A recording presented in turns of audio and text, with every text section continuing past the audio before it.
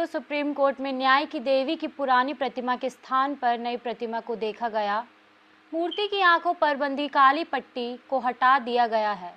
इस मूर्ति का निर्माण का आदेश खुद chief justice of India DY Chandrachud ने दिया। नमस्कार, मैं हूं रागिनी, आप देख रहे हैं रंजन टीवी न्यूज़। आइए जानते हैं कि मूर्ति में कौन कौन से बदलाव किए गए हैं। अब तक हम देखते आए हैं कि न्याय की देवी की जो मूर्ति हुआ करती थी उसकी आंखों पर काली पट्टी थी।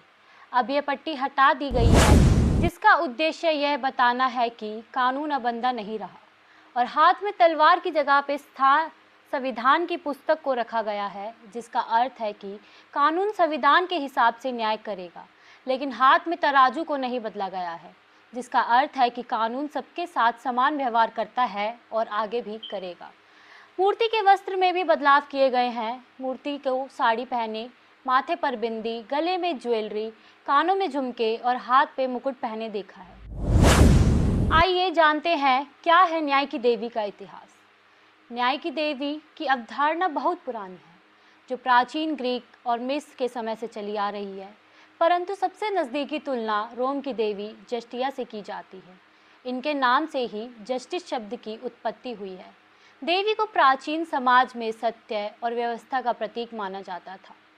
इस मूर्ति को एक अंग्रेज अफसर 17वीं शताब्दी में भारत लाए थे, जो कि एक न्यायालय अधिकारी भी थे। इस मूर्ति का सार्वजनिक रूप से 18वीं शताब्दी में इस्तेमाल होने लगा।